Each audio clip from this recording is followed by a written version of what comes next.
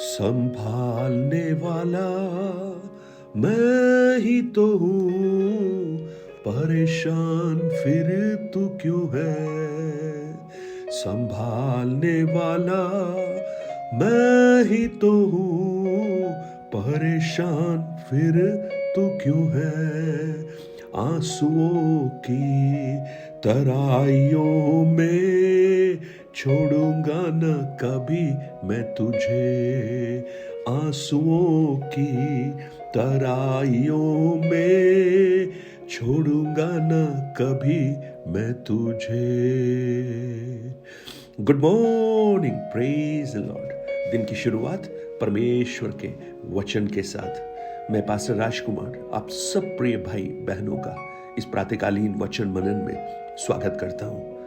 आंसुओं की तराई में कभी न छोड़ने वाला परमेश्वर, आपकी हर परिस्थितियों में आपके साथ उतरकर चलने वाला परमेश्वर आज भी आपको अपने अनुग्रह से, अपने आशीर्वाद से भरे, मेरी ये प्रार्थना है। आज मैं आपका ध्यान भजन संहिता 84 उसके 5 और 6 वचन की ओर लाना चाहता हूं।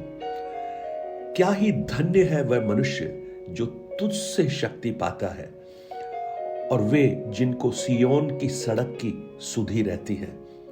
वे रोने की तराई में जाते हुए उसको सोतों का स्थान बना देते हैं, फिर बरसात की अगली वृष्टि उसमें आशीष ही आशीष उपजाती है। Praise the Lord. भजन 84 एक बहुत ही खूबसूरत भजन है, और जब आप इस भजन की सुंदरता को जब पढ़ेंगे तो आपको समझ में आएगा कि इस भजन में जो परमेश्वर के भवन के प्रति जो उत्सुकता और परमेश्वर के भवन में रहने का जो आनंद और परमेश्वर से प्राप्त करने वाली सामर्थ्य, इनके बारे में वर्णन किया गया है। अगर उसके 2 वचन को पढ़ेंगे तो वहां देखिए क्या लिखा गया है। मेरा प्राण यहोवा के आंगनों की अभिलाषा करते करते मूर्छित हो चला है। मेरा तन मन दोनों जीवित ईश्वर को पुकारते हैं। ऐसा प्रतीत होता है कि परमेश्वर का भवन मानो बहुत दूर है, ज्योग्राफिकली बहुत दूर है, परंतु हृदय में वो बहुत नजदीक है। और भजनकार कह रहा है, मेरा मन अति अभिलाषी है, अति अभिलाषी। मैं उस भवन में वास करना चाहता हूं, उस भवन में जाना चाहता हूं, वहां जाने की उत्कंठा मेरे अंदर है। और भजन 1 और भजन 4 को जब पढ़ेंगे, वहां पर परमेश्वर के भवन की सुंदरता के बारे में लिखा है। और मानो ये प्रतीत होता है परमेश्वर के भवन की सुंदरता उसके आर्किटेक्चर में नहीं है, उसके कलर में या उसके इंटीरियर्स में नहीं, लेकिन परमेश्वर के भवन की जो सुंदरता है वो परमेश्वर की उपस्थिति में है। Praise the Lord. और वो कहता है, क्या ही धन्य है वे जो तेरे भवन में रहते हैं और तेरी स्तुति निरंतर करते हैं। यानी मैं अभी कर नहीं पा रहा हूं, मैं दूर हूं, परंतु मेरा मन, मेरा शरीर बहुत बहुत अभिलाषी है। आप जब उस 5 और 6 वचन को पढ़ेंगे, एक रोने की तराई के बारे में लिखा है। रोने की तराई, और इंग्लिश में उसको बाका लिखा हुआ है। बाका यानी परमेश्वर उस बाका की परिस्थितियों को आनंद में बदलने वाला है। ये जो बाका है, जो शब्द लिखा है, वो एक तराई को दर्शाता है, जिसके बारे में या तो वो तराई है जहां पर इजराइलियों ने फिलिस्तीयों पर जय पाया था, वहां उस हार को परमेश्वर ने जय में बदला, या फिर आकोर की तराई जो यहोशू 7 अध्याय में है, जहां पर इजराइलियों ने पराजय को प्राप्त किया था और आकान के पाप के कारण उस तराई में उसको मरना पड़ा, परंतु बाद में उसी स्थान को परमेश्वर ने एक नया द्वार बना दिया, आशीष का सोता बना दिया।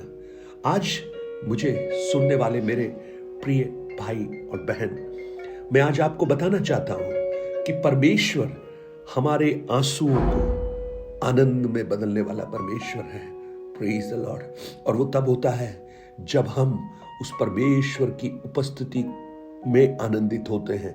7 वचन में लिखा है, वे बल पर बल पाते जाते हैं, उनमें से हर एक जन सियोन में परमेश्वर को अपना मुंह दिखाएगा।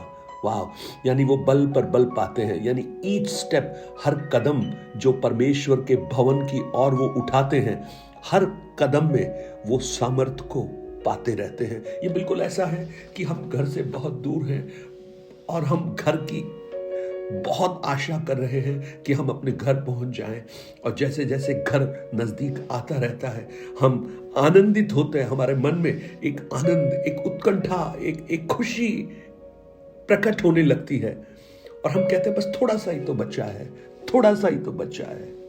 Praise the Lord. जीवन की निराशाओं में, जीवन की कठिनाइयों में आप जब गुजरते हैं प्रियो, उस बाका जैसी तराई की अवस्थाओं में जहां पर आंसुओं के धाराएं हैं, वहां से जब गुजरते हैं, भजनकार मानो ये कह रहा है कि आप स्ट्रेंथ पा सकते हैं, आप ताकत पा सकते हैं, और आपका जो ताकत का रहस्य कुछ और नहीं, वो परमेश्वर है। जब आप उस परमेश्वर की ओर देखते हैं, उस परमेश्वर में आप बलवंत होते जाते हैं।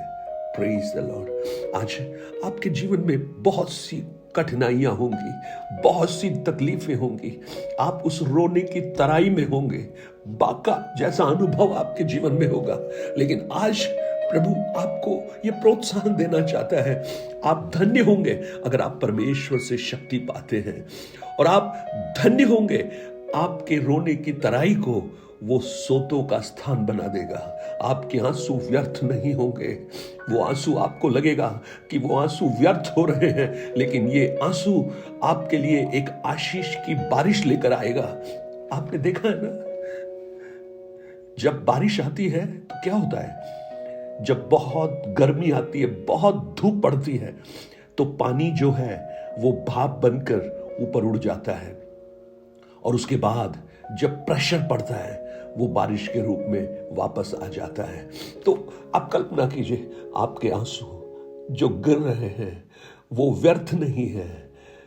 भजन 56 के 8 में लिखा है, उसने कुप्पी में सहेज कर रखे हैं, और ये आंसू जैसे जैसे गिरेंगे, जैसे जैसे गिरेंगे, मैं कहूं ये गिर रहे हैं पृथ्वी पर, लेकिन ये जा रहे हैं स्वर्ग की ओर, क्योंकि परमेश्वर उन्हें संभाल कर रख रहा है। और एक ऐसा पॉइंट आएगा जहां पर एक ऐसा आंसू ऐसे प्रेशर पैदा कर देंगे, इतना दबाव पैदा कर देंगे कि वो आशीष की बारिश के रूप में आपके जीवन में गिरना शुरू हो जाएगा।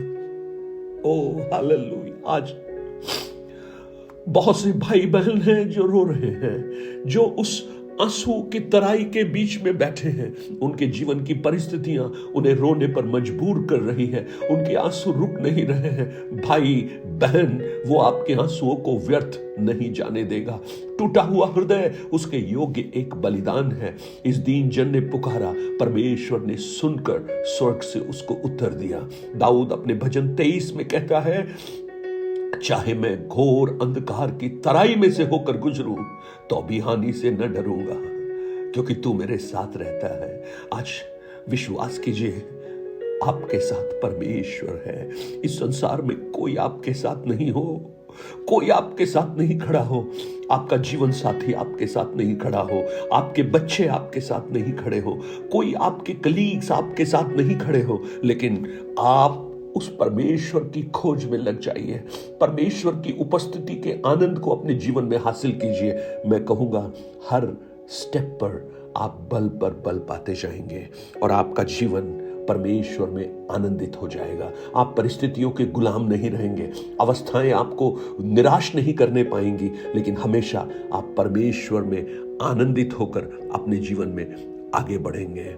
और 6 वचन के अंतिम भाग में उसमें आशीष ही आशीष उपस्थित है। आज के आंसू आने वाले आशीषों के लिए एक खाद का काम करते हैं, और जितने आंसू होंगे उतना ही आशीषें आपके जीवन में आएंगी।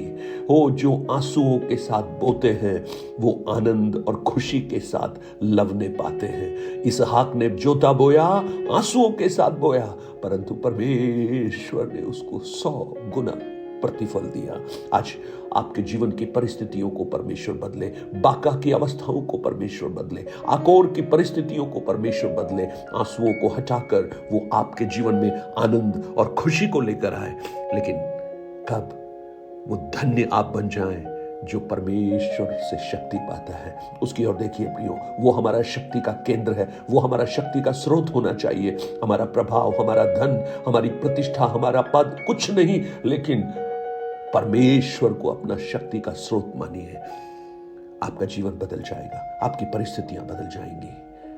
आमीन। स्वर्गीय पिता, हम आपके चरणों में आते हैं प्रभु जी। आज इन वचनों को बहुत से भाई बहन सुन रहे हैं और ऐसे बहुत से प्रियजन हैं प्रभु जो टूटे हुए हैं, उस बाका की तराई की अवस्था से गुजर रहे हैं, आंसुओं के बीच में है प्रभु जी, कुछ भी सूझता नहीं। लेकिन आज का वचन उनके लिए एक ज्योति पुंज बनकर उनके जीवन में आए, एक आशीष का मार्ग उनके लिए खोले और प्रभु उनके आंसू आपके सम्मुख में गिरे और वो आप में बल पाते पाते आशीष को अनुभव कर सके।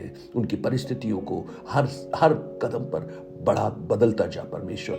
एक एक घंटे जब इस दिन के बीतते हैं, एक एक दिन हमारे जीवन के बीतते हैं, उनकी परिस्थितियों में आशीष आशीष आशीष के एक लेवल से दूसरे लेवल में लेकर चल। धन्यवाद, आपने प्रार्थना को सुना। प्रभु यीशु के नाम से मांगता हूं पिता, आमीन आमीन। God bless you. परमेश्वर आपको बहुत आयास